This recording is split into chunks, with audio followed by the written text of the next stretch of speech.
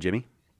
Thank you. Well, if you had someone else for weird questions with Jimmy Akin, it'd be false advertising. It would, yeah. We could do like the sitting in for Jimmy kind of thing. Sitting in for Jimmy today Yeah, on weird and questions with Jimmy and Aiken.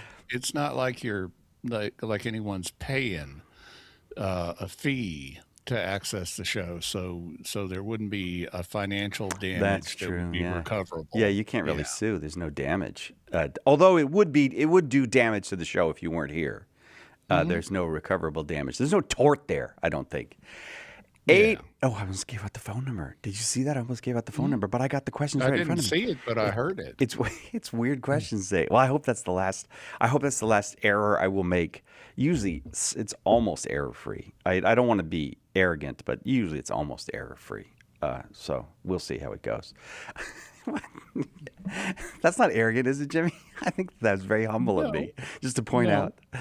Yeah, certainly didn't have to belabor it for that long, so that's quite a conspicuous demonstration of humility. Yeah, right. That's right. I like to drag them out, my demonstrations of my humility.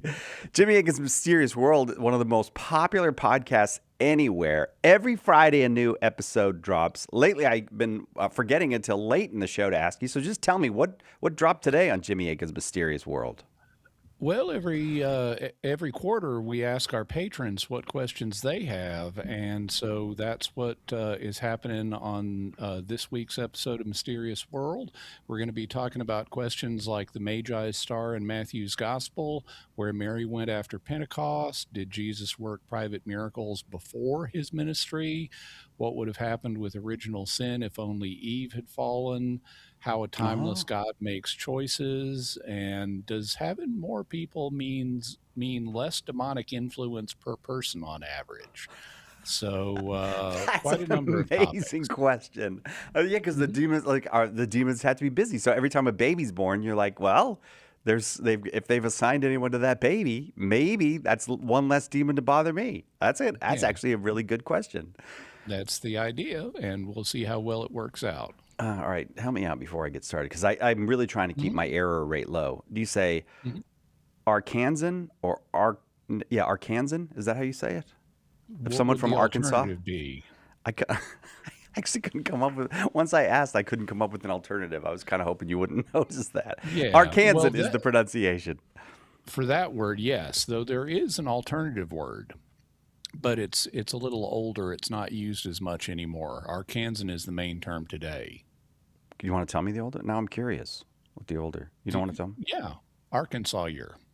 Arkansas. Oh, very Hmm. good.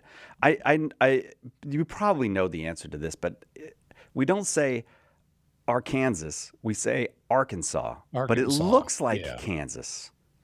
And there's an interesting story, which we won't go into now, Okay. about how all that happened. One of our favorite Arkansasiers, Jimmy Aiken, is getting a question here from Justin, who says, "Hey, Jimmy, fellow Arkansan here in Little Rock.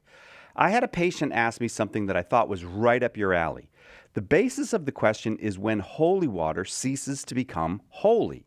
He wanted to know, since water goes through the typical hydrological cycle, does that mean a large portion of rain is blessed? He also wanted to know if a priest blessed the water in a sauna, would that make the steam holy? I figured the intent had to be there, but wasn't sure if the church had a specific teaching on different states of blessed water."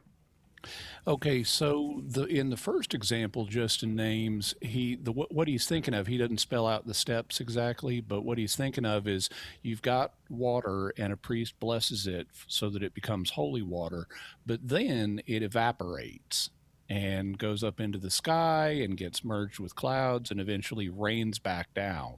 And so he's wondering, would after that double transition, first the transition into water vapor via evaporation, and then via transformation back into liquid water via the rain, would the rain retain the blessing that the priest had said over this same material when it was originally blessed? And the so he's right that intent is key to this, and the church doesn't have a teaching on this, but there are some principles that are fairly well received in in pastoral theology, and one of them is that water means liquid water. When people are blessing water, it means liquid water, and so any blessing, which really, I mean, you can even debate what a blessing is in this context. Is it like a invisible supernatural charge or substance, or is it just a request for God to use it to help people, whatever you bless to help people? But even if you think of it like it's an invisible quality that remains objectively, it would be lost when the evaporation occurs. And so the rain that comes down would not continue to be holy water. Um, Hmm. and that would parallel similar situations. But here's the other thing, which is basically anything can be blessed. You don't so what that means is, like with the second example Justin cites, um, could a priest bless the water in a sauna so that it would make holy steam? Well, he could bless the steam and ask God to use the steam to help people by, say, getting toxins out of them better, or help them relax more, or things like that. And so, even though water means water, and so it means liquid water, so it wouldn't be holy water in the traditional sense, you could still have blessed steam or blessed ice or blessed water vapor or things like that. It would just require a separate blessing. Thank you very much for the question that started us off there, Justin. I kind of now want Ark and Sawyer to come back. I kind of like that. Hmm. Yeah. It's got a nice old timey feel to it. Ark and Yep. Sawyer. I'm going to do another question. We've got time. Let's get another Okay. question. And Megan wants to know this. You say that now. That I've got time? Yeah. It does. It is kind of a wasting resource, isn't it? All right, let's see. Could angels be the saints of previous iterations of universes, the multiverse, or saints of aliens from other planets, and thus why their appearance is difficult for us to comprehend? Oh, interesting. Thanks, Megan. Okay, so in order to answer this question, we're going to need to talk about what an angel is. And the term is used in a very specific way in theological context today. The way the church uses the term in its official documents, a demon, or I'm sorry, angels are created intellects, and they were created without bodies. So that's what an angel is understood to be today. But historically, that wasn't always the case. The bare term angel, or angelos in Greek, just means messenger. And St. Augustine, for example, pointed out that angel is actually a job description. Their job is to be a messenger. What they are is a spirit, the way St. Augustine put it. So, so the question that Megan is asking, could angels be the saints of previous iterations of universes, or from elsewhere in the multiverse, or could they be, aliens from other planets in this universe? Well, if the way the it's going to depend on whether you're envisioning them as having been created without bodies or with bodies. If they were created without bodies, then sure, hypothetically, I don't have any evidence that angels are holy beings without bodies who were created without bodies from previous iterations of the universe, or else other places in the multiverse, or from other planets. But I can't rule it out in principle. On the other hand, if you are thinking of like biologically alive aliens, whether they were from a previous universe or elsewhere in the multiverse or elsewhere in this universe, then they wouldn't be angels as we conceive of them today. because they had bodies initially, even if they don't have bodies now. So on that conception, not of what an angel is, but of what well, I guess of what an angel is, but of what an alien is. They might be holy beings in heaven who don't have currently have bodies, but they are intrinsically embodiable beings like us, and so they wouldn't fall under the term angel the way that word is used in theology. Having said that, that doesn't mean that you couldn't refer to them as angels, because terms have more than one meaning. In fact, if you read early Christian literature, there's there's a strain in some very early literature going back into the first century where Christ and the Holy Spirit are described as if they're angels. This is called angelomorphic Christology or angelomorphic pneumatology. Angelomorphic is a fancy word that just means in the form of an angel, because you can say, hey, well, Jesus came to give us a message, right? Well, that makes him God's messenger, God's angel. And the Holy Spirit gives us messages, right? So he's an angel, he's God's messenger. He's not an angel in the sense of a created being that Mm. was created spiritually, but they do deliver messages. That you could apply the same thing to human saints like the Virgin Mary. You know, when she shows up in a Marian apparition and gives a message, well, she's a messenger, so she's functioning as an angel in that case. And so, by this broader definition of angel as just a messenger, yes, theoretically, biological creatures from a previous multiverse, from a previous universe, or from elsewhere in the multiverse, or from this universe, could function as messengers to humanity from God, and therefore they could be angels in this broader non theological use of the term. Mm. Now, I don't have any evidence. I always got to point this out because people get confused about it. Sometimes they seem to want to get confused about it, but I don't. Jimmy Akin doesn't claim to have any evidence that there are biological intelligent creatures elsewhere, either in this universe or in other universes. But if you're asking, is it possible? Well, yeah, it's possible. I couldn't rule it out. Well, I'm glad we did that question. Megan, thank you very much for the question. Weird questions for Jimmy Akin today on Catholic Answers Live. Hang on. Catholic Answers Live will return in a moment. Support for Catholic Answers Live comes from Catholic Chemistry, a dating app for Catholics. Founded by a longtime member of the Catholic Answers team, CatholicChemistry.com.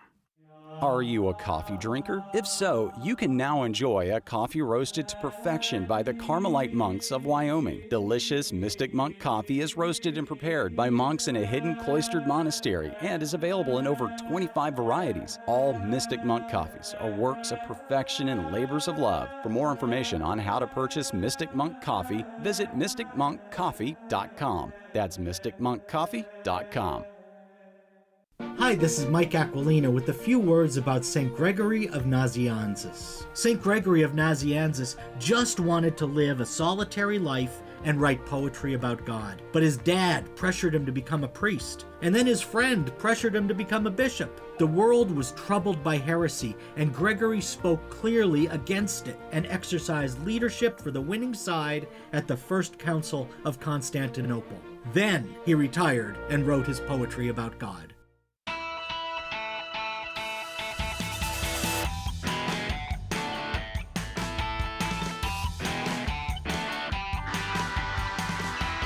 Welcome back, Catholic Answers Live. Zivaz Fighter. That's the name of the next question. Comes from Zivaz Fighter. It's a little bit of a frightening name. Zivaz. So is he a fighter named Zivaz, or does he fight does he Zivazes? fight people named Zivaz? Yeah. Yeah, you're right. I don't know, Zivaz Fighter. I'm not sure on which that it is, but you're very welcome here. Especially because I'm slightly afraid of you right now. This is Zivaz's Fighter. I don't know why. That's a scary name. All right, Zivaz wants to know this. Let's say that biochemistry progresses to the point that we can give any animal human-level intelligence, specifically the ability to reason and contemplate spiritual matters. Would this require God's intervention to give these animals the proper spiritual facilities to allow them to gain this sort of intelligence? Could we do this without God's intervention in this way, or would we be essentially making disfigured humans? And then there's a bonus question. What animal would you want to have human intelligence, and what animal wouldn't you want to have human intelligence, and why? All right. Thank you, Zvoz.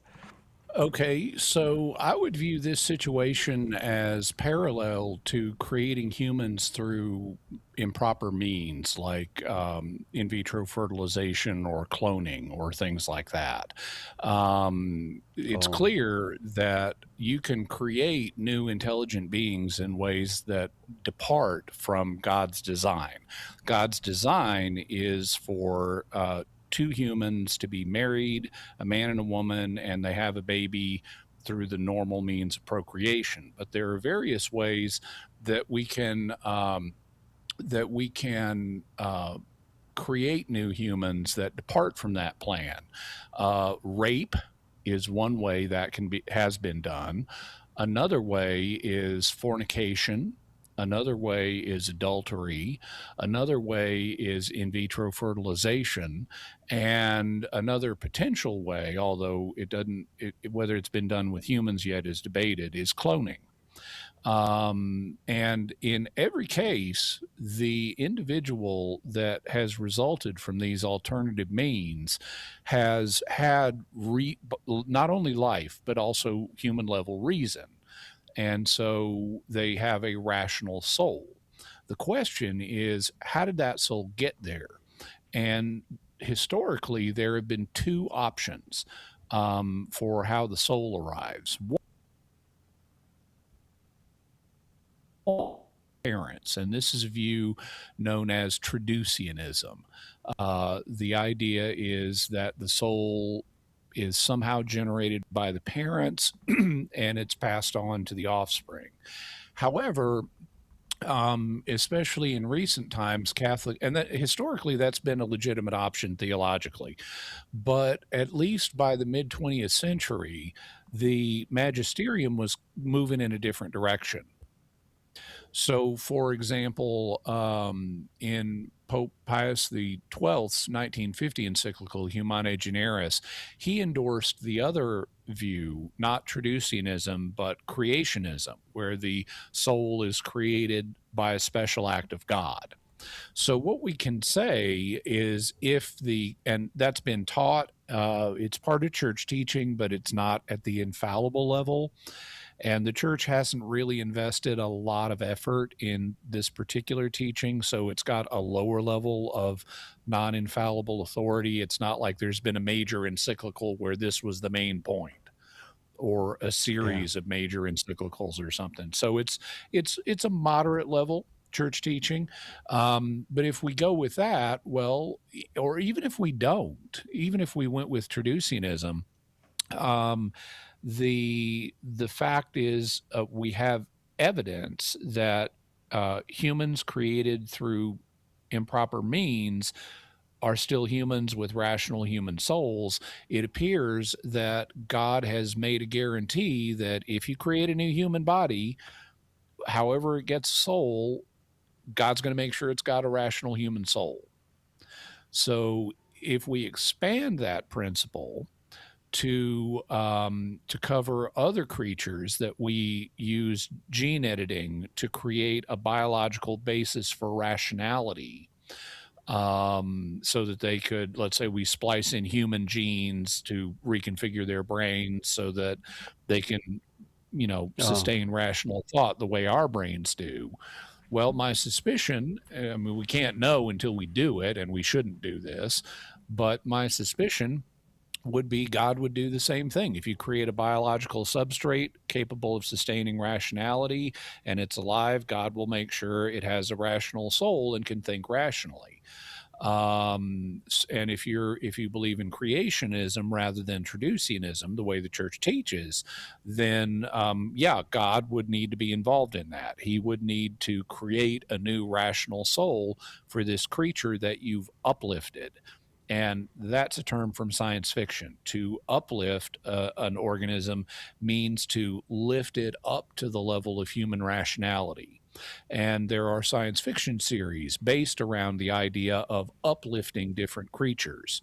So if you uplifted a creature to rationality and it was rational, well, either God directly created its soul, or if traducianism turned out to be true, well, then it inherited its soul from its parents with the modifications that correspond to the biological substrate that humans made. So we might be involved in reshaping it in reshaping its soul in some way if traducianism is true.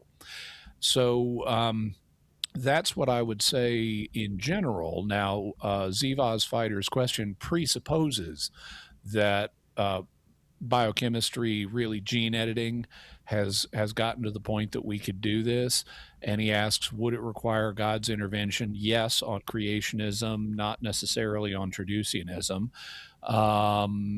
And you could argue that we're creating disfigured humans if we're splicing human genetic material into them. But I would think really you could say I mean, it's going to depend on what you mean by disfigured human. As to Zivaz Fighter's bonus question, what animal would I want to have human intelligence or wouldn't want to have human intelligence? The animal that I would want to have human intelligence is none of them. Yeah. And the Yeah. animals that I would want to not have human intelligence is all of them. Because even if you give an animal rationality, I mean, if that's the only thing we're changing, otherwise, what's the point of asking the question? If we can just give it a full on human personality, well, then it wouldn't really matter. But if all you're changing is the rationality and wondering what's the benefit or detriment of having this creature have human rationality, then all of the other factors that they have are gonna are that are not being changed are going to cause problems if you give them rationality. However, in the spirit of the question, if I had to choose animals that for uplift, what would they be? Because there are, like in uplift science fiction, there will be like uplifted chimpanzees and uplifted dolphins and things like that, that already are kind of close to rationality, so they'd be plausible candidates for uplift. But neither dolphins nor chimpanzees have the emotional control that that are needed to function well with humans. They're just emotionally uncontrolled, crazy little creatures by human standards, and giving them rationality on top of that's going to make it a real problem. If you could, now this would be even harder to do, but if you made really alien earthly creatures rational, like bees or wasps, there is no way in Hades that I would want intelligent bees or wasps with bee and wasp values running around.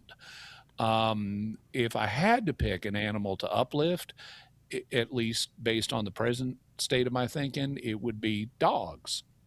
Because even though dogs are, by human standards, unintelligent and highly emotional, I mean, just look at the way your dog reacts when you come home. If you've been Yeah. gone for an hour or something, they just explode with excitement. Okay, so and I've seen others compare them to, dog experts say, well, they're basically like unintelligent, highly emotional humans. But they've been living with us for between 10 and 30,000 years, and they've adapted to us and work successfully with us to where we can use them for tasks like hunting and shepherding and things like that, and guarding and stuff like that. So they at least have worked successfully with us on a close basis, and they bond well with us, at least limited groups of humans, and are loyal and love us and things like that. So if I had to give human intelligence to another species, at least based on my present state of thinking, it would probably be our dog friends. Thank you very much for the question. Just don't make it apes. That will not work out. Do not give them human level intelligence. All right, we'll be right back. More weird questions for Jimmy Akin on Catholic Answers Live.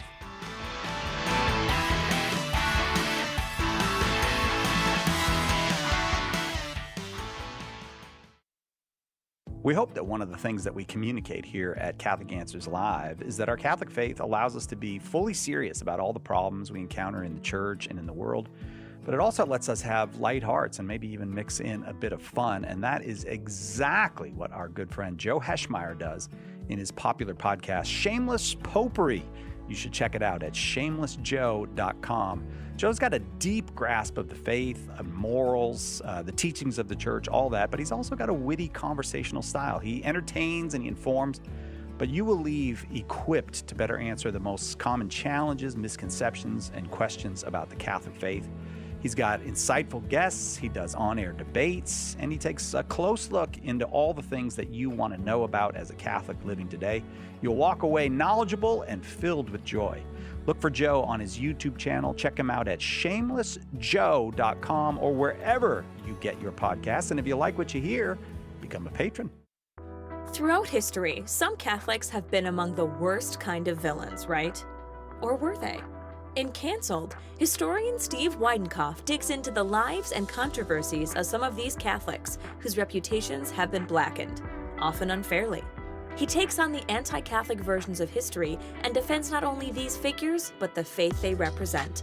Order your copy of Cancelled today at shop.catholic.com or ask for it at a good Catholic bookstore near you.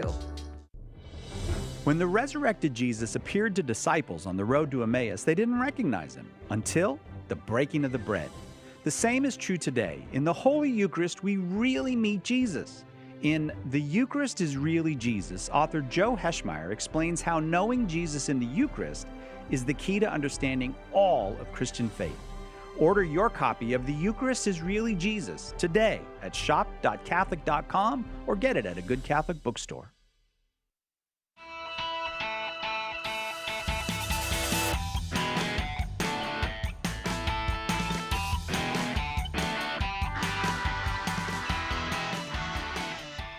Welcome back. Catholic Answers Live. Jimmy Akin, our guest. It's Weird Questions with Jimmy Akin. This is from Bruce. He's a Ken Sawyer. That doesn't work. That doesn't work. I thought I'd give it a try, but Ken Sawyer doesn't work.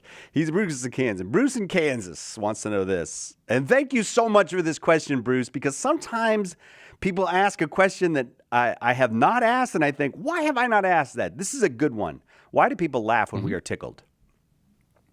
Okay, so we've got to distinguish between two different kinds of tickling because there are two different kinds of tickling sensations that humans experience.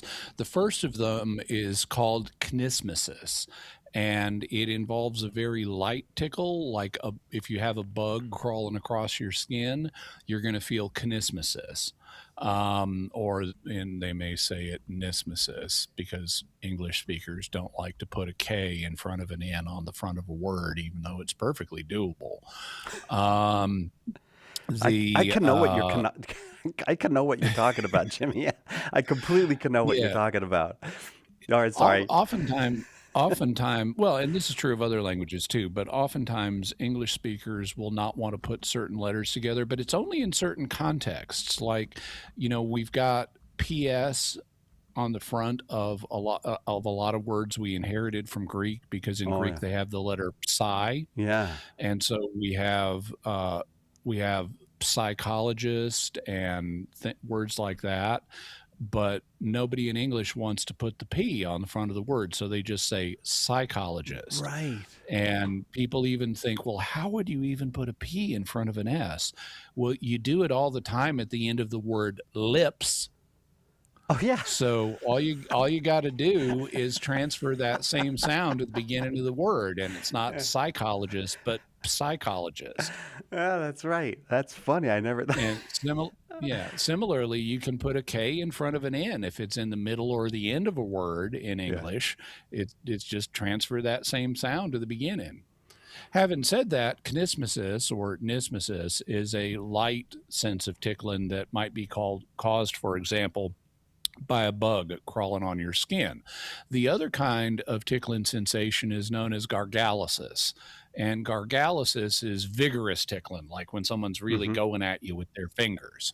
Now, humans have developed a natural reflex to laugh and squirm when they're subjected to gargalysis, not when they're subjected to the very light kinesmesis.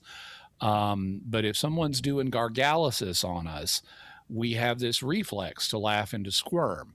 And this reflex is not just, it's not unique to our species. You know, Bruce asked, why do people laugh when we're tickled? Well, it's not just people. It's other creatures too.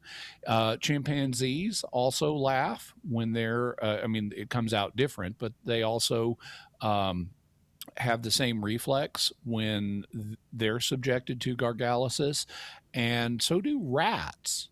In fact, rats love to be tickled. Oh my They gosh. have done they've done experiments where, you know, and I've even seen video of it where they'll have a rat in a box that they're filming, and here comes the human researcher's hand, and it tickles the rat, and the rat's rolling around and squeaking, and then the human moves their hand, and the rat will run towards the human hand to get more tickling. Whoa. So they enjoy being tickled kind of the way humans do, but they have the same squirmy, squeaky, laughy reflex that we do. Now, in humans and chimpanzees, the tickle reflex likely grew out of kinesmesis. It eventually became applied to gargalysis, but this is the theory, it may have grown out of kinesmesis, or the light tickling that bugs can cause during grooming behavior. Because grooming behavior initially, I mean, the fundamental purpose is let's get the parasites off of you. And you see like chimpanzees and other apes doing grooming behavior. This is also why dogs want to lick us a lot. That's them grooming us. And it's Oh. why cats lick each other and stuff like that. It's all grooming. In the case of primates like us, it's like, let's get the parasites off of you. But it grew beyond that into a form of social bonding. And so like if chimpanzees detect that a member of their tribe is sad, they may go over and groom that person to make them feel better. So it's no longer just about getting the parasites off of someone. It's a form of social interaction and bonding. So you can imagine how the bugs are initially causing the kinesmesis, and they're squirming. The bugs are squirming around as they're being groomed off of our ancestor.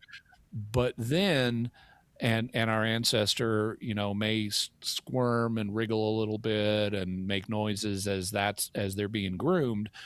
But then it's like, okay, let's just tickle, and the gargalysis starts. And the gargalysis, you've got the groomer is not just grooming. Now they're actively tickling the person, or ape or whatever it is. And so this is a social thing, the tickle reflex takes on new meaning. Laughter, which is also it's related to a noise that other primates make. In chimpanzees, it's kind of a hoot hoot noise. In humans, it comes out as laughter. But what it signals is a couple of things. I'm not a threat, and we're just having a playful encounter. And so when we reflexively make the laugh noise, it communicates those two things. This is just a playful encounter. Nobody is a threat to anybody here. This is lighthearted. We're not actually trying to harm each other, even if it might feel that way a little bit. And then the squirming is a leftover attempt to evade this reflex if it were a real attack. Now, it's not a real attack, and that's what the laughter signifies, but there's still that leftover squirm. I want to get away from this, as if it were an attack. So today, tickling is a form of play. It's not really about getting parasites off of someone, especially not with humans because we lost all our hair anyway. Um, but uh, the fundamental purpose of play is to build social bonds and to practice skills that we're going to need later in a safe way. Because later we may be attacked by someone who's up close, and we may need to squirm and get away from them. Uh-huh. And then the enjoyment that we get out of being tickled is to get us to do this, to engage in this form of play, so that we'll build those skills in the future, and so that we'll have strong social bonds with the people around us, including the ticklers. All right. Thank you, Bruce in Kansas, for the question. Uh, let's go to this one. This comes from G Readings. Given the odds against, okay, this is going to be difficult for me to read. Given the odds against aliens from atheism, why do most atheists insist there must be life on other planets? And given that God's existence means teleological powers are available so that the odds by chance don't matter anymore, why do most believers think we are alone in the universe? Oh, interesting. Okay, I get it. Yeah, so Mr. Readings or Misreadings has asked an interesting Misreadings. question, and they've observed that both ends of the spectrum of belief are coming to surprising conclusions. Atheists typically want to say, "Oh, aliens must exist." At least they want to do that today. That's not always been the case. Um, and believers often want to say, "Oh, there must not be aliens." So why is that? Well, I hesitate on this question because to an extent, it involves um, psychologizing people and interpreting their beliefs in terms of their motives. And I'm always very hesitant to do that Mm-hmm. because psychology is not direct evidence. I'd rather let people speak for themselves and say, well, here's the evidence I have for my beliefs, whatever their belief is. I don't like it when people say, oh, you just say that because you're a Catholic, or you just say that because you believe in evolution, or you just say that because you're pro-life, or whatever the question may be, where they try to psychologize someone's beliefs. Having said that, I've been asked the question, and I think psychology is relevant here. Even though I'd prefer to look at evidence and arguments. But I think that atheists have a psychological desire um, to show. Okay, so actually, first I need to eliminate something, which is um, people tend to follow the beliefs that they hear in their circles. Oh, And yeah. these days it's form of education. People get educated by their circles into certain beliefs. Well, atheists today tend to believe in aliens, and so they pick it up from other atheists. That used to not be the case. It used to be, 100 years ago, atheists might think, oh yeah, we're the only thing in the universe. Life is so devastatingly unlikely that we're it. On the other hand, those believers who don't believe aliens, well, that's what they've heard in their circles. So that's what their circle has educated them to believe. It's not what all Christians believe. If you ask recent popes, they'll say, sure, aliens could exist. But people in certain circles have this sort of community game of telephone going where it's like, hey, did you hear aliens don't exist? Yeah, have you heard aliens don't exist? And they Uh-huh. just reinforce this belief around their circle. So if we take that out and ask, is there an underlying reason why these ideas might become common in these two circles?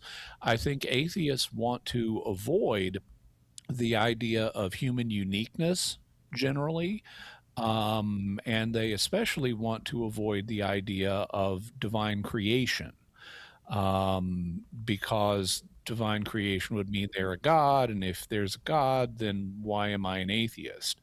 So, in order to protect atheist identity, they definitely don't want divine creation.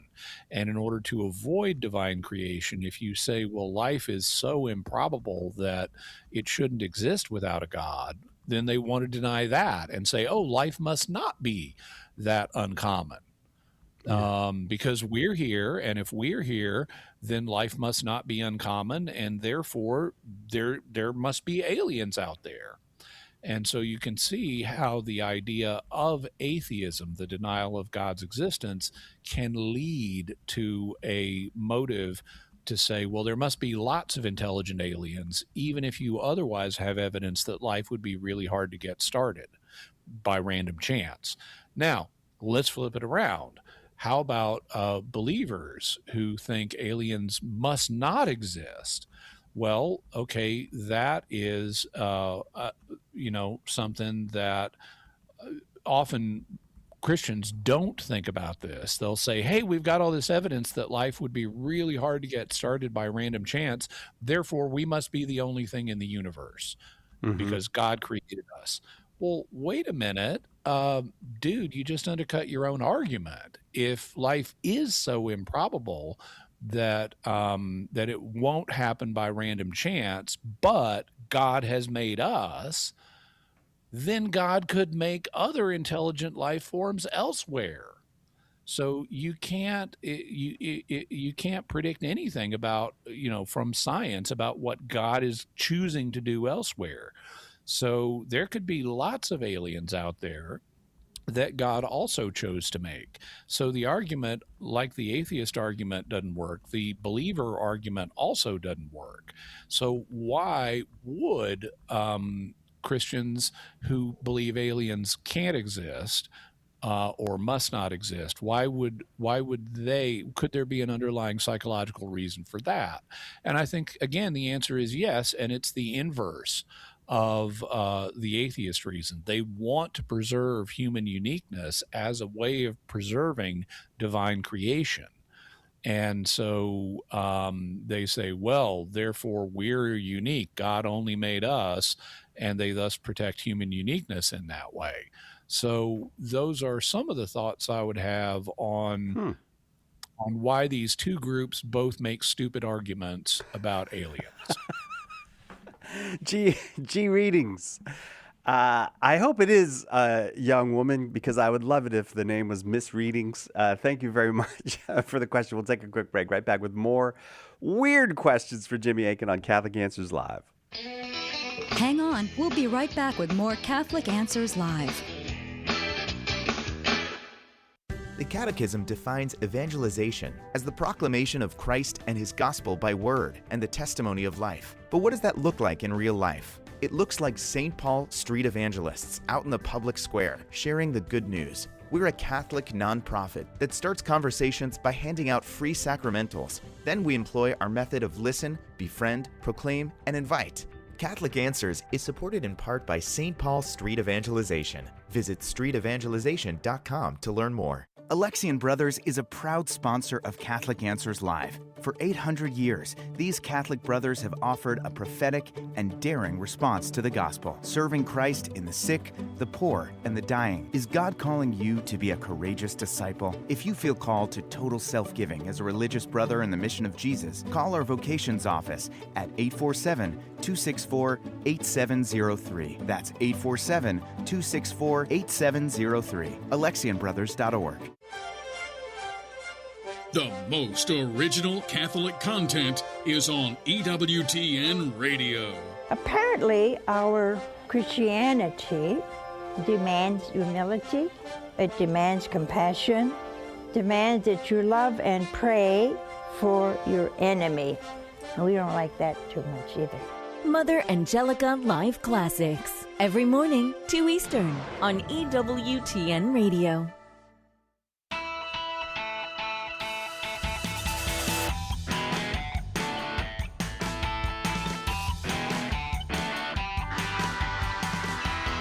Time is flying this hour. Jimmy Akin, our guest. It's Weird Questions for Jimmy Akin on Catholic Answers Live. This one, Jimmy, comes from Gabriel. He says, hey, Jimmy, I'm a big fan.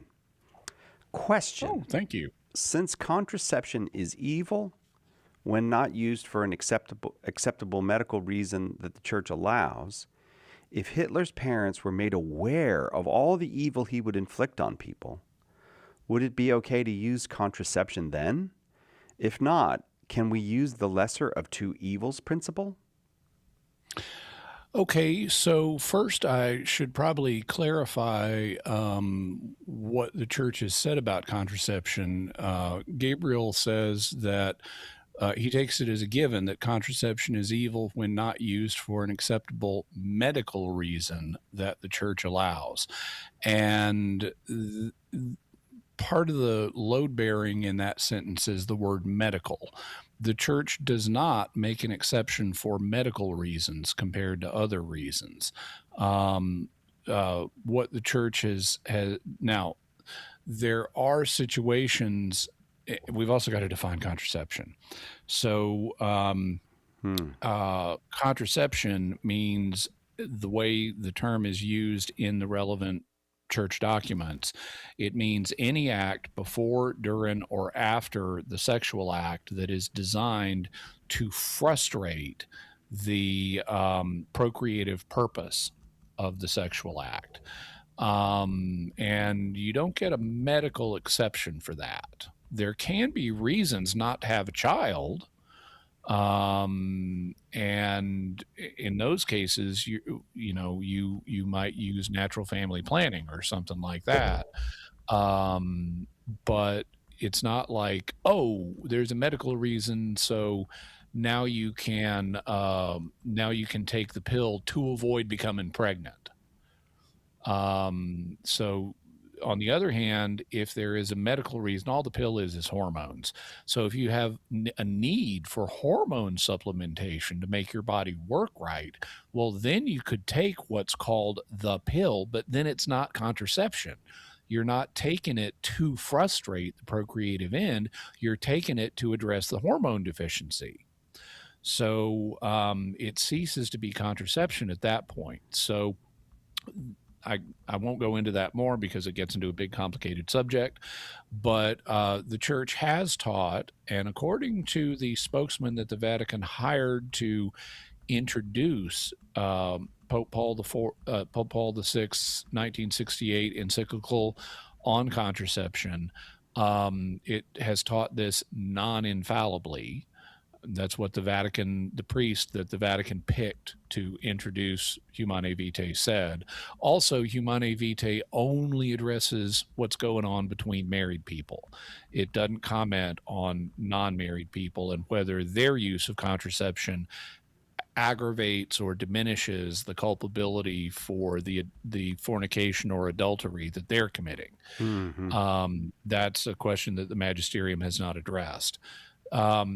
But Hitler's parents were married, so we don't have to worry about that aspect of the question. So could they use contraception to avoid conceiving Hitler? Well, no, they couldn't use contraception as the church has defined it. Obviously assuming the church's teaching on this is correct, well, then no, they couldn't.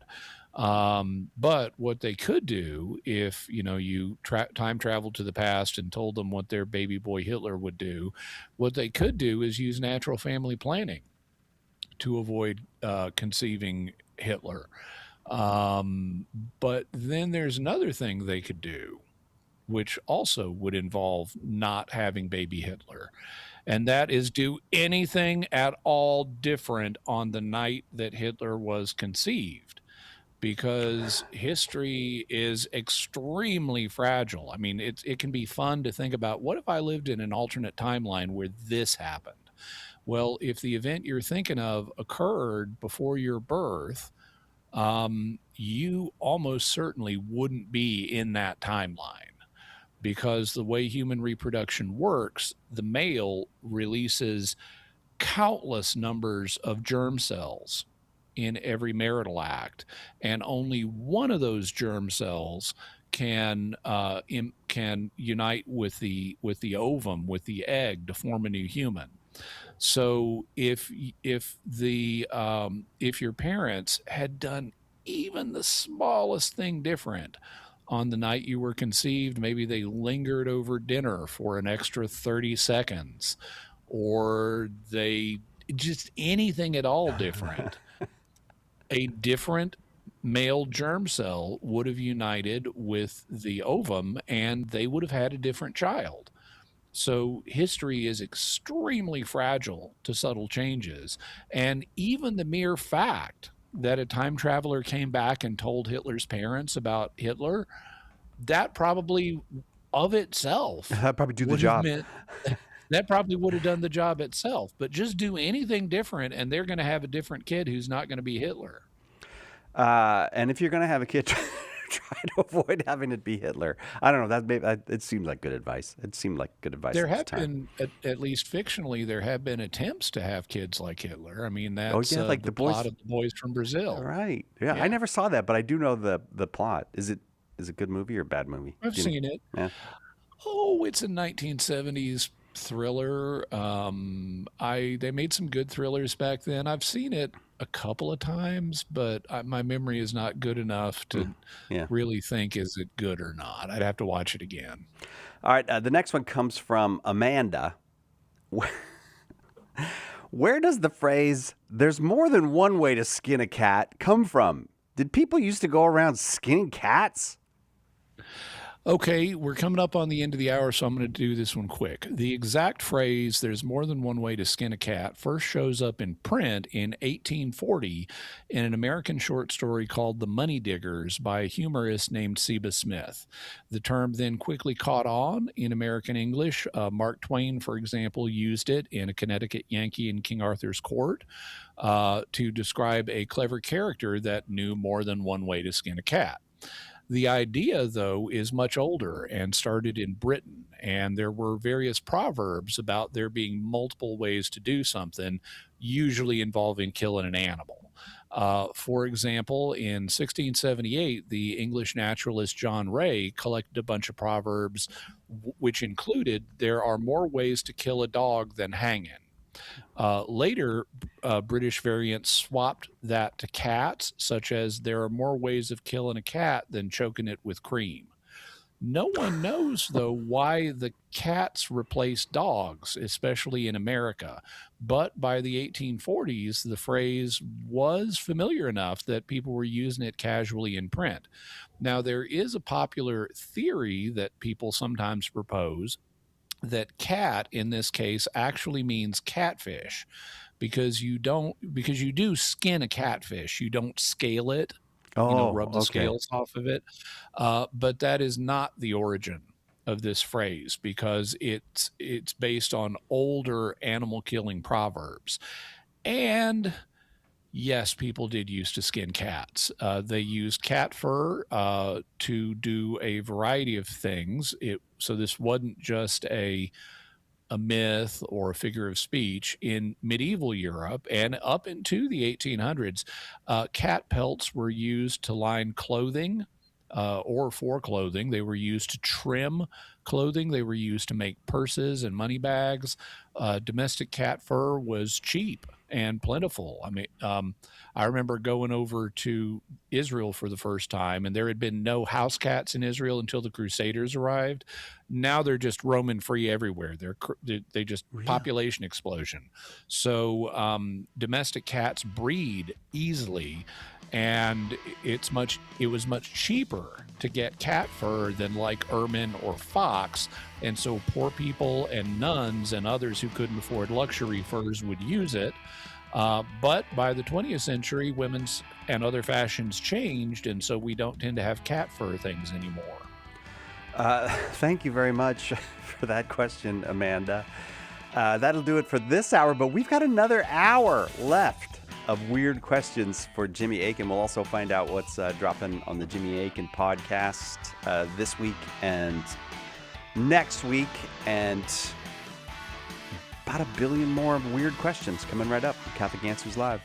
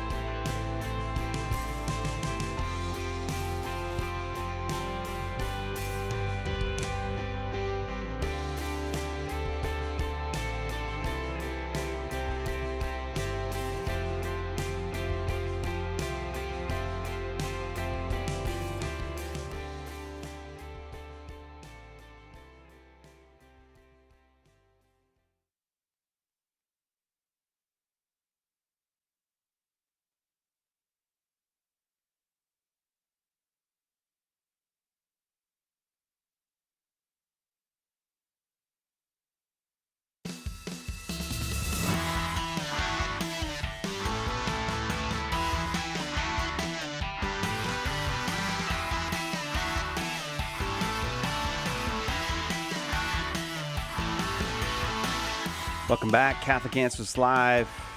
Johnny Rosillo just hitting it out of the park on the audio board today. Thank you, Johnny.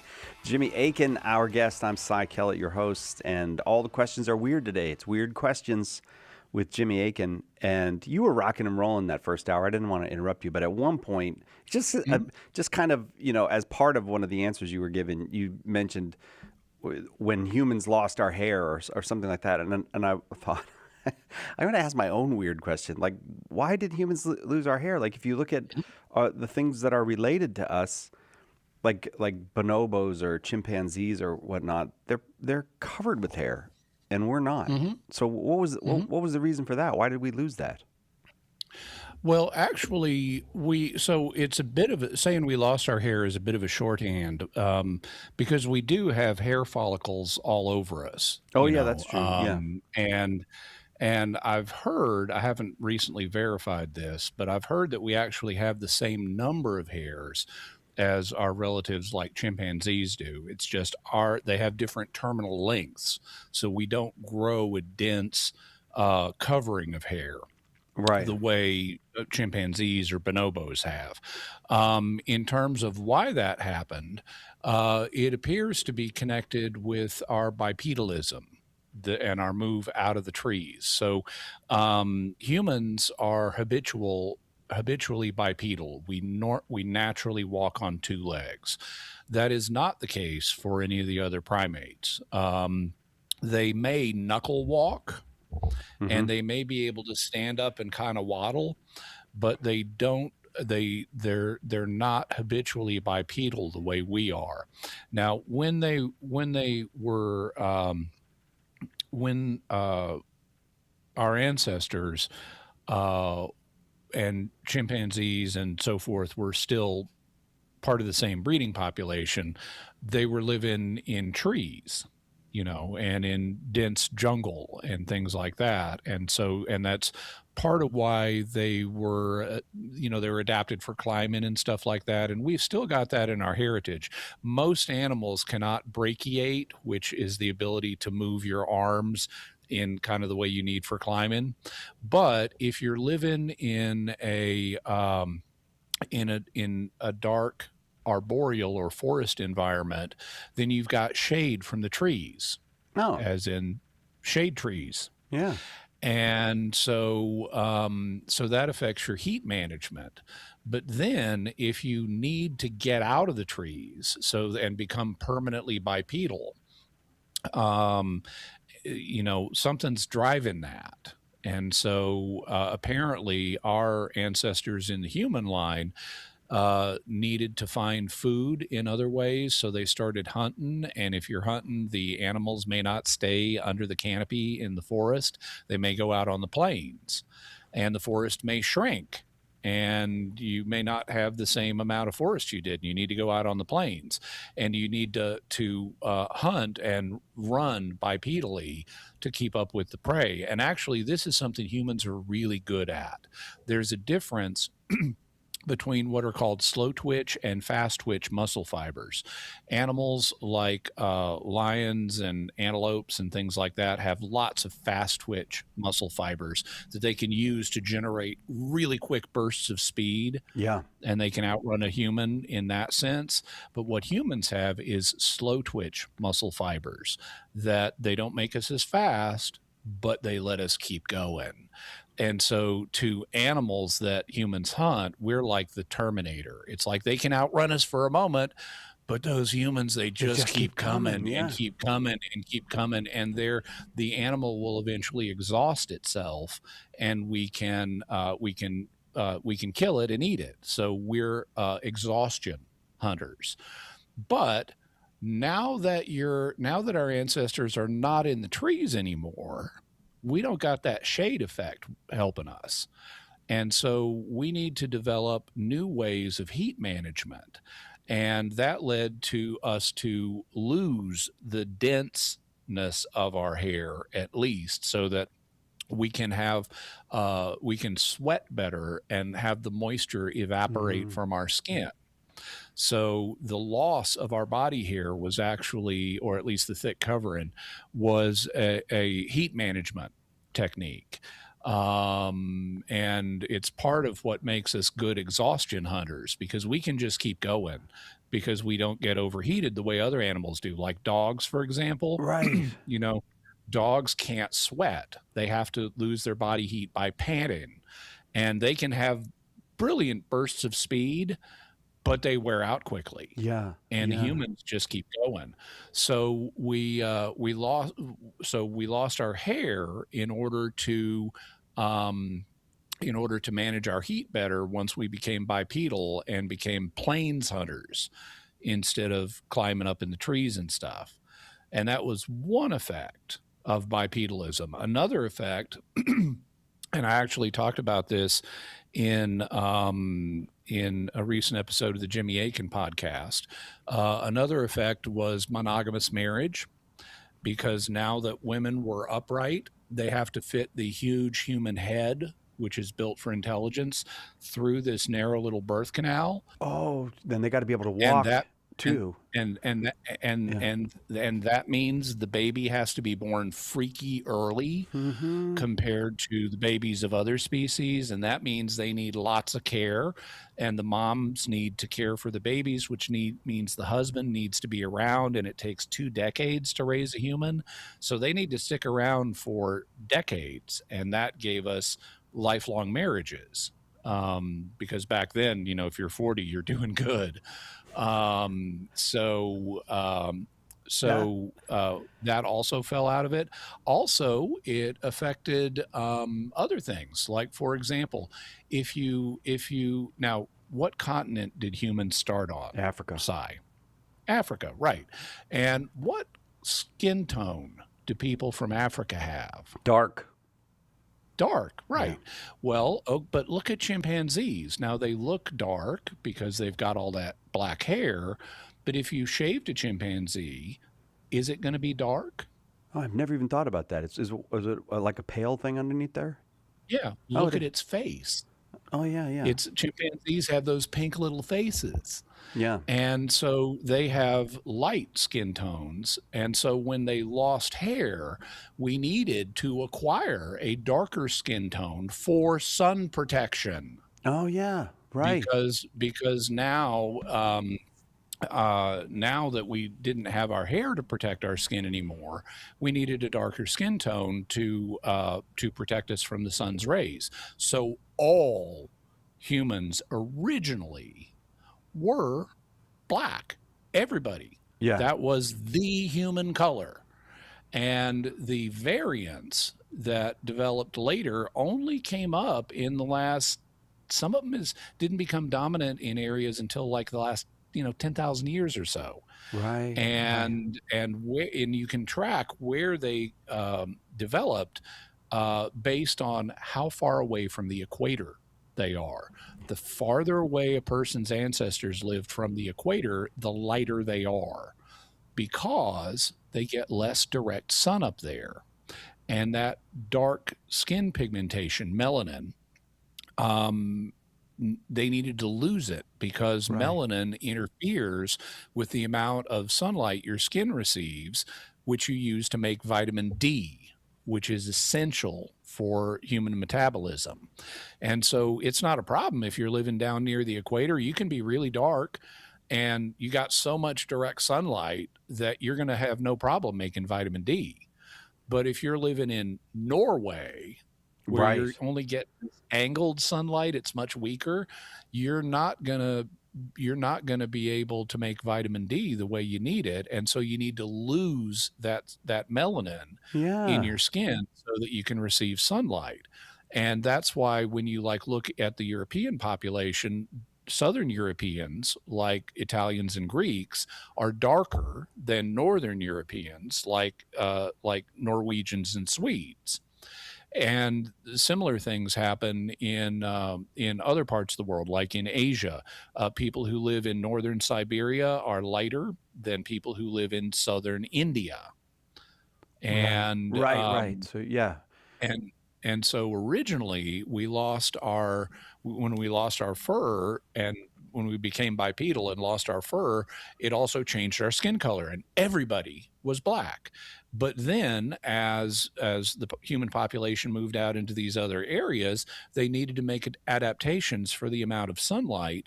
And within the last few thousand years, actually, the other skin tones developed, but they're actually really recent. All humans were black for the longest time, and people with lighter skin tones are the Johnny-come-latelys. Yeah. Some geniuses thought Norway was a good idea when you could have lived in Africa. All right. All right, we'll be right back. More It weird is questions. cooler. Yeah, I guess so. It must have some advantage. It's got nice fjords. Not many fjords in Africa. Right back with more weird questions for Jimmy Akin on Catholic Answers Live. Stay with us for more Catholic Answers Live. Underwriting for Catholic Answers Live is provided by Magnificat. Published monthly, Magnificat features texts of daily Mass, prayers, articles, meditations, art commentaries, and more, in step with the liturgical rhythm of the Church, on the web at magnificat.com. Hi, this is Father Mike Schmitz.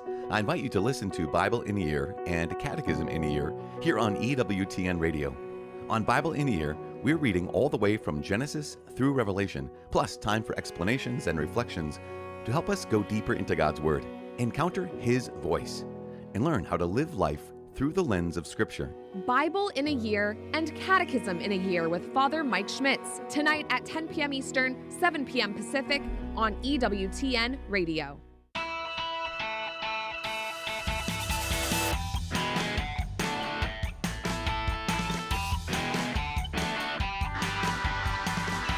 Welcome back. Catholic Answers Live. Jimmy Akin, our guest.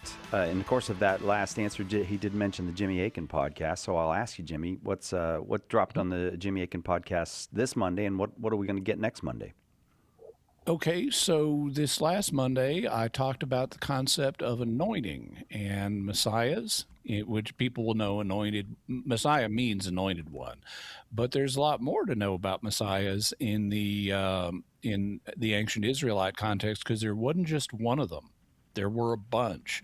And you didn't even have to be an Israelite to be a Messiah. You could be a Gentile and be a Messiah. And so I talked about what anointing is and why they would do it, and how this concept of Messiah got started. And then in future episodes, I'm going to talk more specifically about the Messiah that was prophesied. But this was a general background episode on the concepts that feed into it that people today aren't really aware of. It's like, okay, and Jesus is the anointed one, but what does that mean?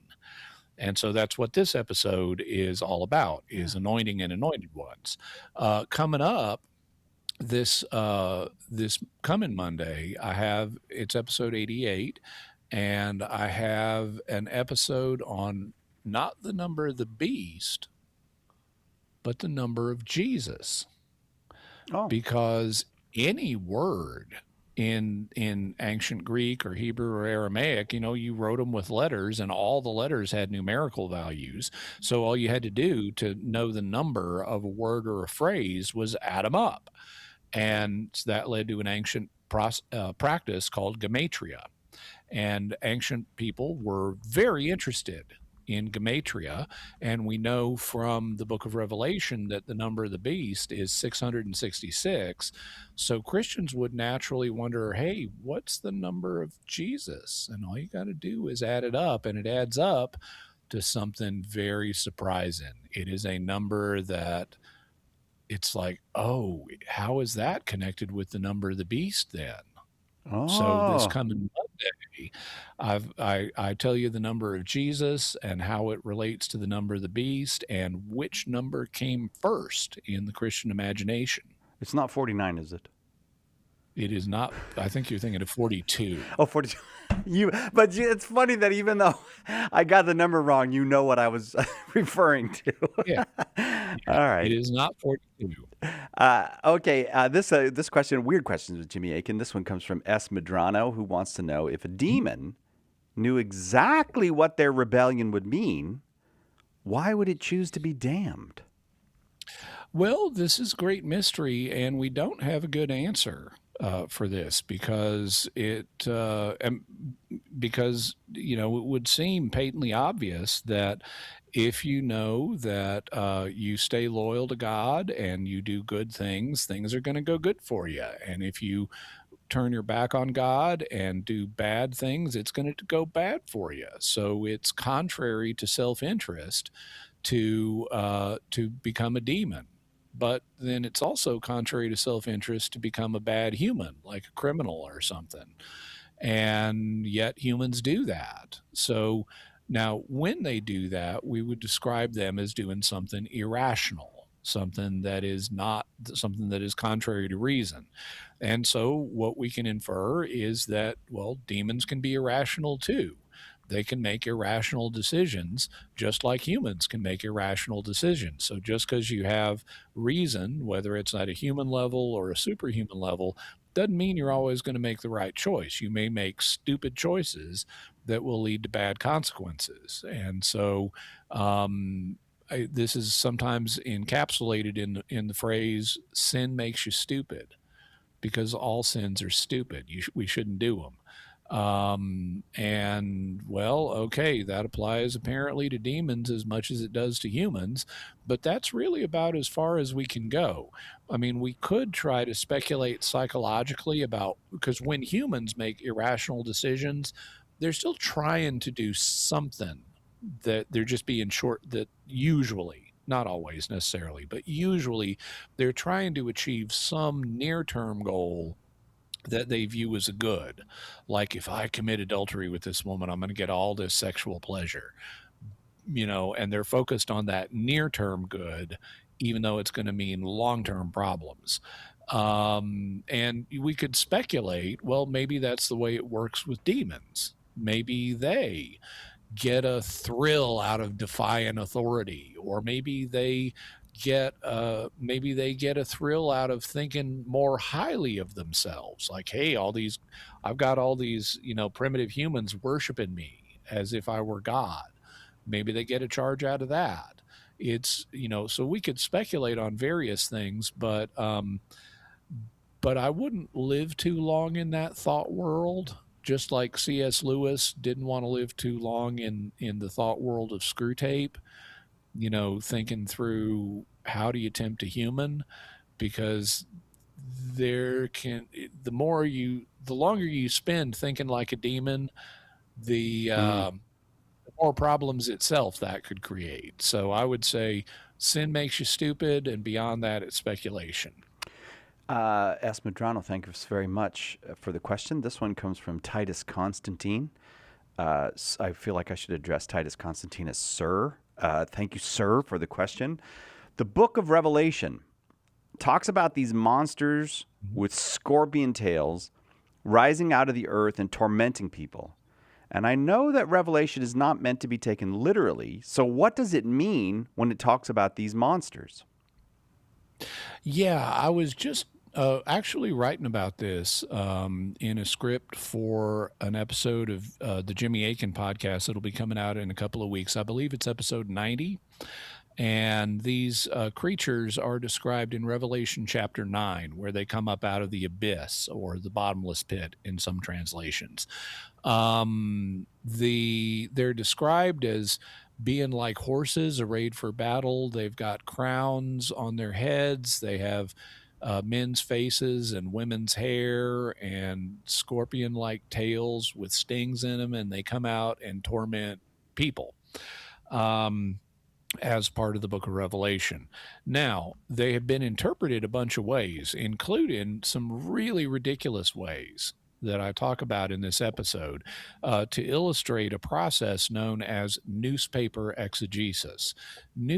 So exegesis is the interpretation of a text, but newspaper exegesis is where you actually read contemporary ideas that would never have occurred to the original author into a text. And this has been a perennial temptation among people who want to interpret Revelation but don't want to put in the work to study how its symbolism works and how its symbolism is based on, for example, the Old Testament. And so instead of doing a bunch of work on how this symbolism works, they just leap straight to the newspaper and say, oh, John was describing this thing from today.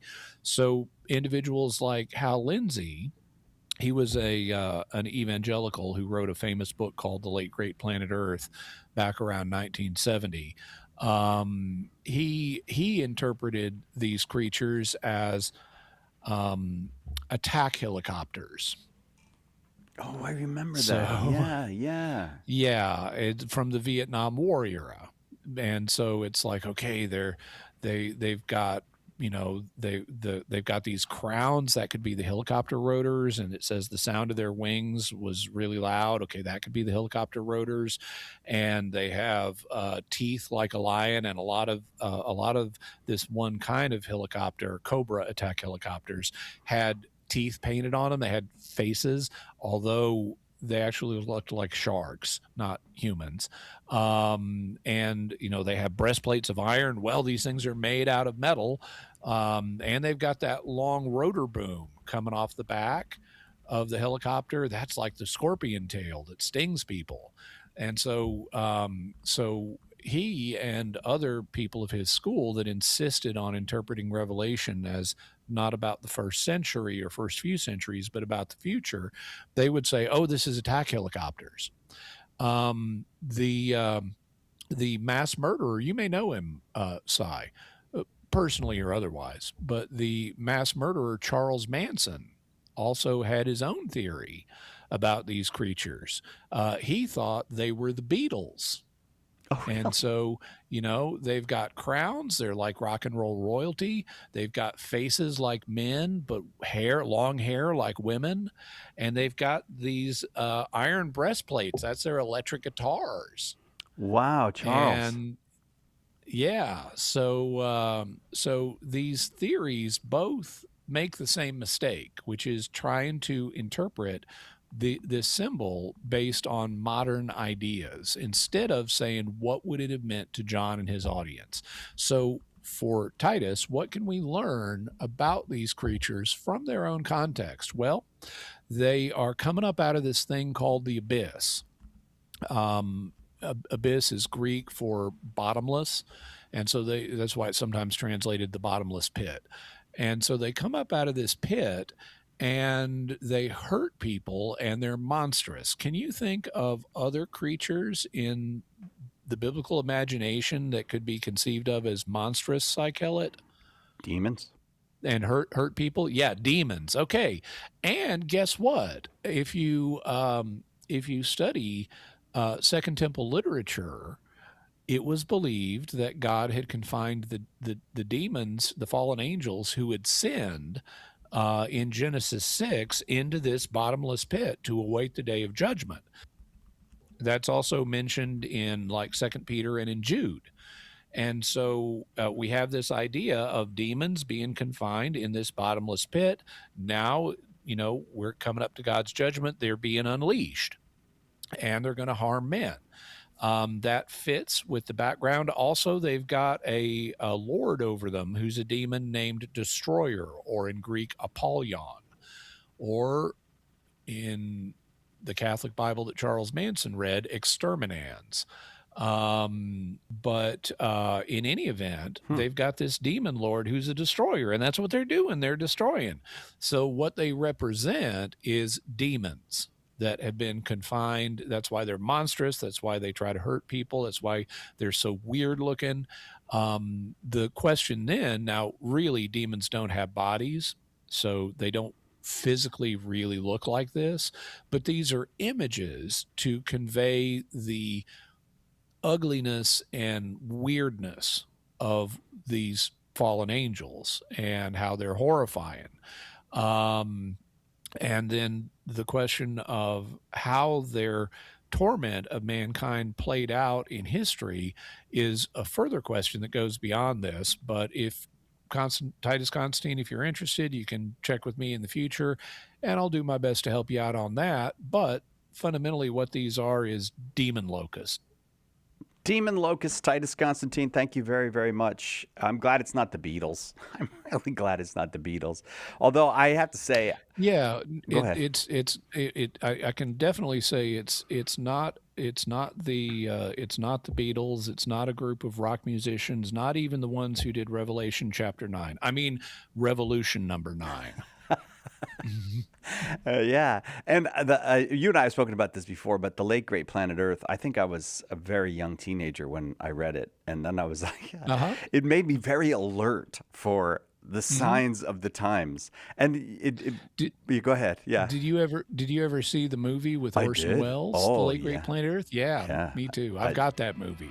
Oh, you do? Yeah, I don't. I remember going to it, and there was just. I guess it was just in the air in those days, that apocalyptic. I guess there's always some strain of it around. Jimmy Akin's our guest. You can watch the movie on YouTube. You should check it out. Oh, I think I will then. Jimmy Akin, our guest. Weird Questions for Jimmy Akin continues right after this on Catholic Answers Live.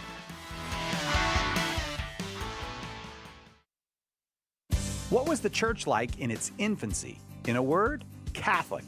And Joe Heschmeyer has the receipts. In his best-selling book, The Early Church Was the Catholic Church, he gives you the details from the historical records of the first 2 centuries of Christianity. Right now, get a copy for just $10, plus free shipping if you live in the continental United States. Get more information and order The Early Church Was the Catholic Church at theearlychurchwascatholic.com. What is the Catholic Church? Everyone seems to have an opinion, but the church never quite fits into the boxes people make for it. In The Faith Unboxed, author Andrew Petiprin looks at some of the most common boxes people put the Catholic Church in and explains why they don't fit. In doing so, he brings us closer to what the church really is, the institution founded by Christ. Order The Faith Unboxed today at shop.catholic.com or ask for it at a good Catholic bookstore near you. You've heard the same tired anti-Catholic arguments again and again, and you know they don't hold up. But explaining why isn't always easy. In The Protestant Fallacies, Parker Manning unpacks the most common objections to Catholicism, exposes their flaws, and makes the Catholic response clear, practical, and even fun. Understand your faith and talk about it with confidence. Get your copy of The Protestant Fallacies today at shop.catholic.com or at a good Catholic bookstore near you. From the dawn of creation, angels have stood in the presence of God as messengers, warriors, and guardians. Some seek our fall, some intercede for our salvation, and one is assigned to protect you. In the new book, Angelic Answers, Father Mike Driscoll uncovers the truth about angels and their unseen battles. So mysterious to us, and yet so close. Get Angelic Answers today at shop.catholic.com or at a good Catholic bookstore near you.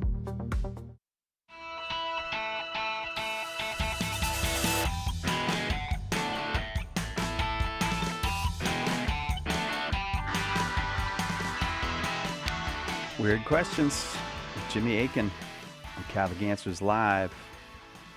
They get to you all different ways, don't they, Jimmy, with these? Which is mostly by email, or they post the questions places, or how do they get their questions to you? Why do you care? But yes, most of them are actually posted on YouTube, where I will occasionally put up a post and say, I've got a weird question show coming up. Does anyone have any weird questions? And they'll respond to that. But they do come in other ways. People will email me, or they'll email Catholic Answers, and Catholic Answers will forward them to me, and I'll log them. I keep a file of weird questions for upcoming shows, and I try to prioritize the most recently asked ones so people don't have to wait too long for an answer. Oh, yeah. Yeah, well, Rebecca Lynn wants to know this. If every human was wiped out by nuclear war, what do you think God's next plan would be? Well, so this is a counterfactual that is one... I should explain that term. A counterfactual is something that's contrary to fact. So, like if I said the sky is pink, that's a counterfactual. Or if and this is a counterfactual that I don't think is ever going to be true. because the New Testament envisions Jesus coming back when there's still humans alive. And so the way the question is posed, either Jesus, if every human were wiped out by nuclear war, either, well, the second coming wouldn't happen when there are still human beings alive. Now, you could have most humans wiped out by nuclear war and Jesus could come back and there'd only be a few humans alive. But if no humans are alive, then how does the second coming happen? I mean, God could send Jesus back to raise the dead on a planet that nobody is living on, because all the humans got wiped out by the nuclear war. But that doesn't seem to be the way the New Testament envisions the second coming happening. However, Rebecca is presupposing that this has happened. So, okay, well, I guess I could say that, even though the New Testament envisions humans still being alive at the second coming, that it doesn't, I can't think of a passage that I couldn't interpret in such a way that would leave room for every human being dead. And so I suppose if every human were killed by a nuclear war, or some other planetary disaster, then, well, God would go ahead with the second coming and he'd raise the dead and we'd have the final judgment, and it wouldn't really interfere with God's plans. On the other hand, if Rebecca's asking about a more radical revision, where if she means, like, suppose God decided to do something other than his current plans for humanity, what might that be? Well, I don't know. It could be anything. I mean, as soon as we get untethered from what we know his plans are, what other plans he might make could be anything. However, it's possible that, for example, if all humans died, he might start over and it might take millions of years, just like it did with the dinosaurs after they died and ceased being the dominant life forms on the planet. It could be he'd take his time and raise up new life forms to be the dominant ones on the planet that dominated the way the dinosaurs did or that we do. They might be intelligent. He might build relationships with them the way he's built relationships with us. They probably would have some similarities to us. They likely would be either bipedal or at least have the equivalent of hands, manipulators that would allow them to make tools and do things in their environment. They probably would not be any other existing primates or descendants of existing primates like gorillas or chimpanzees or bonobos or orangutans, because there are almost none of any of those left. And so if all humans died, there's 8 billion of us. If all 8 billion humans die, well, then the tiny number of other primates that survive, they're going to be wiped out too. So whatever God would come up with would presumably be a descendant of some existing life form, but what that would be fundamentally unpredictable. Just like, when the dinosaurs died, you probably wouldn't have predicted, hey, those little rat-like, mammals, they're going to give rise to the next dominant life form. So I don't know what God's plan would be, but in thinking about this conservatively, well, if every human died in a nuclear war or other planetary disaster, well, Jesus would come back, we'd have the second coming, the dead would be raised, and we'd carry on as planned. If we're asking more than that, we're into an endless sea of options, and I couldn't predict what God might do. Rebecca, thank you very much for the question. Weird questions for Jimmy Akin. This one comes from the Gutsy Grape, 4789. Gutsy Grape wants to know, does an abortionist need to go to confession to be restored from excommunication? Does a politician Or is there a more formal process for these higher up, more involved people? Okay, so we've got several components here. Now, anyone who's involved in abortion in a positive way of, I want this to happen, they need to go to confession because abortion is murder. And so saying, I want abortion to happen is like saying, I want murder to happen. So they definitely need to go to confession because of the sin involved, assuming they were responsible and knowledgeable and so forth. But abortion does carry an additional automatic excommunication penalty under current law.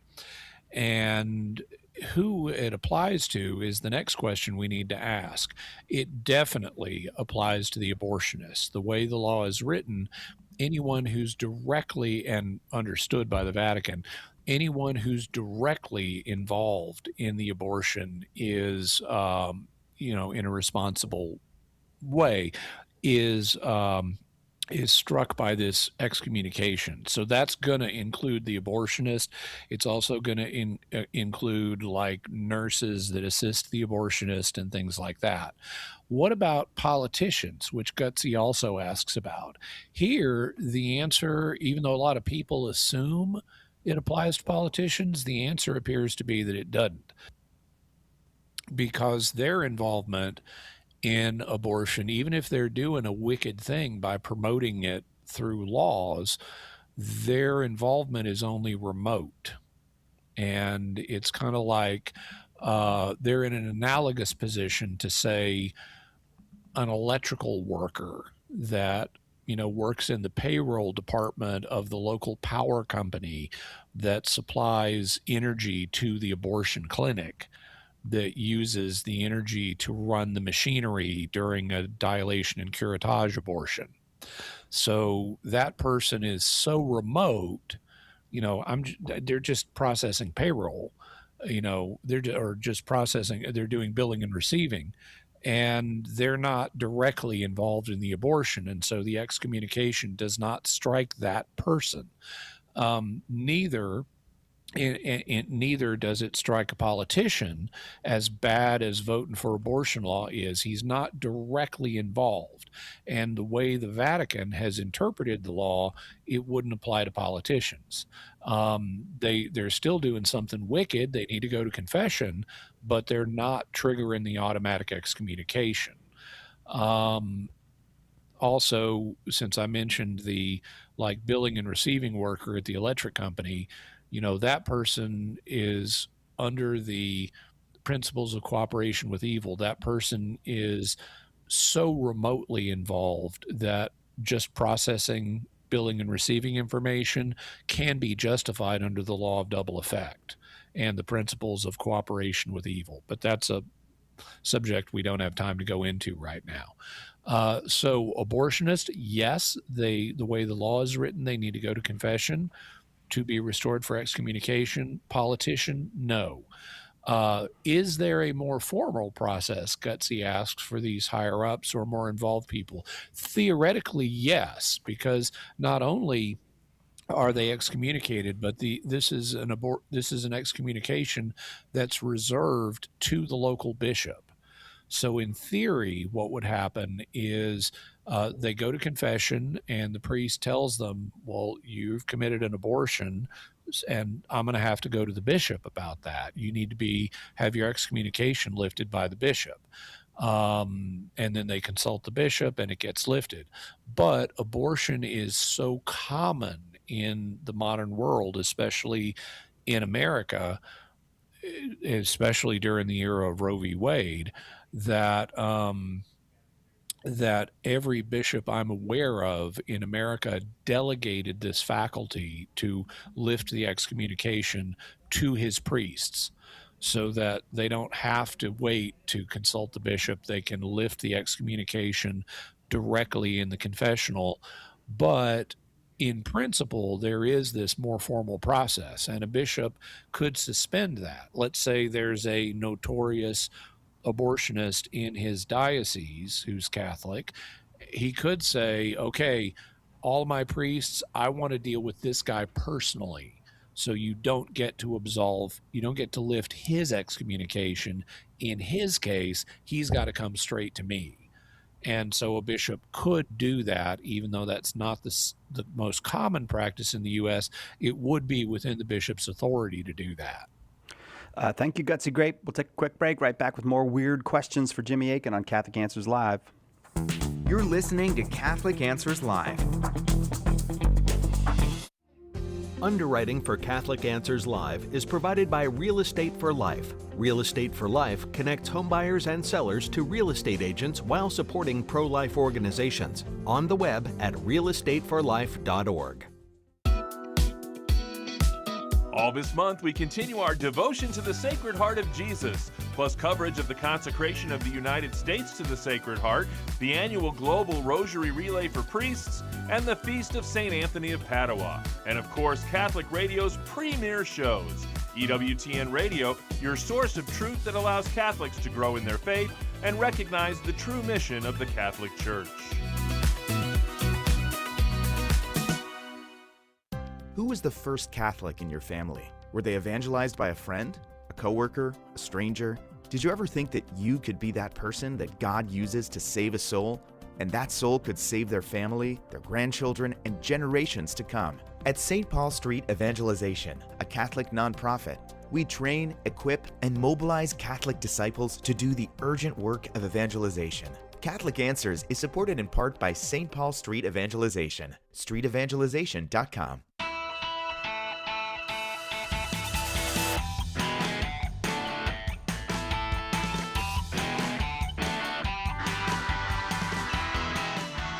Welcome back, Catholic Answers Live. We need a good time travel question. If we're going to do a weird questions show with Jimmy Akin, we can't go through the whole 2 hours without a good time travel question. Let me go back to the beginning of the show and rewind. And okay, I just came back from my time travels with this question that I should have done earlier. AJ wants to know this.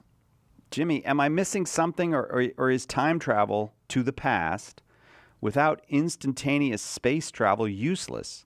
Say you invent a time machine and travel back 6 months. You immediately suffocate in the vacuum of space because the Earth is on the other side of the sun. How would we even know if the machine had worked? That's a good point. Whenever I bring this up, people automatically say that you would only be able to travel in increments of years, but that doesn't work because the sun itself is moving around the center of the galaxy. Would it be a more helpful way to think of time travel as a form of space travel? We would get to move our spacecraft to a point we know the Earth will be in 6 months. It's not so much that we would get to see or change the past events on Earth as it would be that we would get to explore different reaches of space that we wouldn't have been able to see or travel through without the benefit of this theoretically impossible time travel technology. Okay, so there's, I guess there's several things to say here. Yeah. I'll address what I can. The first thing is I want to compliment AJ Arthur, 5136 is the full name. I want to compliment AJ for thinking about this because this is something that's often overlooked in time travel fiction. Now, under Einsteinian physics, the time travel and faster than light travel are correlates. So if you can do one, you can do the other. And so if you really have the ability to go to the past, you also really would have the ability to move faster than light. It wouldn't be instantaneous necessarily, but you could compensate for the motion of the Earth when you go back into the past. And you're right, it's not just the Earth is moving around the sun is also moving around the center of the galaxy is moving with respect to other galaxies, and ultimately we've got a problem because we don't have an ultimate frame of reference. That's one of the problems with that the theory of relativity introduced, and we can't see the edge of the universe, so we don't know, is there an ultimate frame of reference that we could map events relative to? In Einsteinian physics, you have to just assume a frame of reference. And in time travel fiction here on Earth, people tend to just assume the Earth as their frame of reference. But that's not a guarantee if you think about it. So if you're traveling in through time and it's a distance that the Earth would have substantially moved in, and you're not using and the Earth is not simply your frame of reference, then yeah, you could end up dying in the vacuum of space. Or if you thought ahead and wore a spacesuit, you wouldn't die at least immediately. The question then would be, how do you get to somewhere useful? And as I said, under Einsteinian physics, time travel and faster than light travel are correlates. So if you have the technology to do time travel into the past, you also have the technology needed to move faster than light to get where you need to go. So you could, like, boop, travel into the past and suddenly you're in deep space, but then quickly, faster than light, get back to Earth to where you want to be. Now, in a lot of time travel fiction, they don't go into that. And it's kind of like when you watch a lot of science fiction, like if you're watching Star Trek or Stargate or something, all the aliens speak English. And on Star Trek, they have an explanation. They have a device that we rarely see called a universal translator. But it's clear the actors are all really speaking English. It's not like we see someone speaking a foreign language, but we hear a translation. And on Stargate, they don't even bother with the universal translator. It's like, it's just a show. I should really just relax, because you don't want the first 15 minutes of every episode taken up with, now, how do we talk to these people? And so they just have everybody speaking English as a matter of convention because it lets the plot get moving quicker. And I would assume the same thing is true in time travel fiction. They're just not going into the mechanics of it in detail, unless the point of the story is to go into the mechanics. They're just not going into the mechanics in detail because it's not what they're interested in, and it would bog down the story. So I would assume when I'm reading a time travel story that they've done something. They've got a Einstein compensator or something that allows them to overcome the fact that moving in time is also going to entail showing up in a different spatial location. And just let it go beyond that and enjoy the story. But AJ is right that, yep, the Earth is constantly moving. And if you move in time without moving in space, you're going to end up somewhere you don't want to be. And the fact that we can't even tell what the ultimate frame of reference is means there's no way of predicting exactly where you're going to end up. Yeah. And so, AJ, if you ever get the ability to travel backwards in time, I would suggest exploring. Maybe you can find the ultimate frame of reference by not doing it yourself, but dropping probes back in time and then letting them transmit to where the Earth is. Maybe we can figure out an ultimate frame of reference. Do you know where he can get an Einstein compensator, or are they? Amazon. Amazon. Okay, check on Amazon. Don't use the Temu Einstein compensator. No, it's no. All right. Did you ever see The Fairly Odd Parents? I saw the show. Yeah, right. Yeah, it's about this little boy Timmy who has fairy godparents who give him anything he can wish for. Right. Whenever his friends ask, "Timmy, where did you get that motorcycle that goes up walls?" his answer is always the same: internet. Yeah. So check the internet, AJ. All right. Dr. Tafazi wants to know this. In my story set in the remote future, people are solid on Catholic bioethics. Would it be plausible for them to invent and use uterine implants that in some way allow an external user to apply water on the entire surface as a means to baptize newly conceived children? with the intention of officiating a conditional baptism after birth in case the water happened to not reach the early embryo. This would be because despite their plentiful medical advances in reducing the genetic defects from gametes, the chance of a person living past the first week of conception is still not higher than 80%. Thanks. I love your content. Yeah, so this is something I've thought about too. It is possible to perform baptism before birth. In fact, the Holy Office, which is now the dicastery for the doctrine of the faith, actually answered a question about this in the early 20th century, I think around 1930, so about 100 years ago.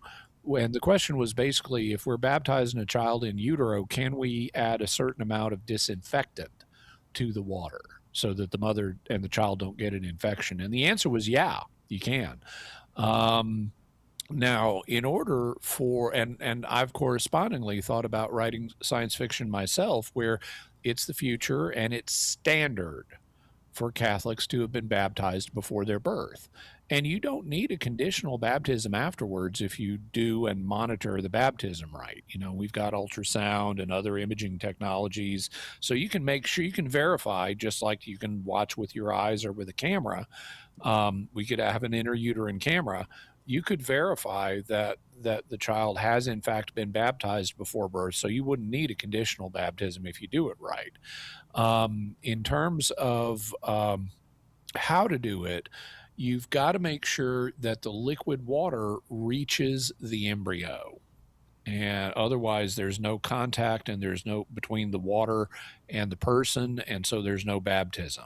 Now, later in pregnancy, now Dr. Tafazi is thinking about like in the first week.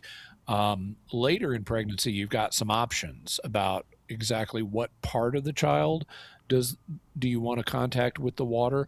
And the amniotic sac is a possibility because the amniotic sac is made out of the child's cells. A more interesting case would be the placenta, because the placenta is not strictly the mother's cells or the child's cells. And so it's like, it's a more interesting question if you baptized a child by bringing the water into contact with the placenta, would the child be baptized? And the answer might be yes, because the child's cells are there. And so are the mother's. And if the mother was unbaptized, you might actually have just baptized both the child and the mother. So that's an interesting question. But if you're dealing with a child in its first week, it's not going to have formed either the placenta or the amniotic sac yet. So it's basically like a little sphere of cells. And so you need to bring the water into contact with the surface of the little sphere of cells. And if you could do that safely, because, you know, without increasing its chance of dying, and as Dr. Tafazi points out, the chances of dying are pretty significant in the first week. If you can do it without increasing the odds of materially of dying, then yeah, you could baptize the child at the first week stage, and you wouldn't need a conditional later baptism as long as you can verify that the water did in fact come into contact with the child in conjunction with the baptismal formula. I'd like to read the story, Dr. Tafazi. It sounds interesting. I like a future world where people get solid on Catholic bioethics because it's about justice. It's about treating other people with justice fundamentally, and it would be a nice world. It would be a better world if people would become solid on Catholic bioethics. Jimmy helping us to get more solid on ethics and our understanding of the Bible and all kinds of things all the time. Jimmy, we do appreciate it. Thanks for being here for these 2 hours. My pleasure. And I really liked the weird questions today. There were some really good weird questions, like that time travel question. That was a lot of stuff I didn't think of. I guess that's when I like them, when it's like, oh, I never thought of that one. Yeah, I like it when they make me think, and weird questions is good for that. Yeah. Don't forget to check out Jimmy's 2 podcasts. Jimmy Akin's Mysterious World, of course, wherever you get your good podcasts, mysterious.fm or on Jimmy's YouTube channel. Also, the Jimmy Akin podcast, all in the wherever you get your podcasts, and also on the Jimmy Akin channel. That'll do it for us. We'll see you next time, God willing, right here with Catholic Answers Live.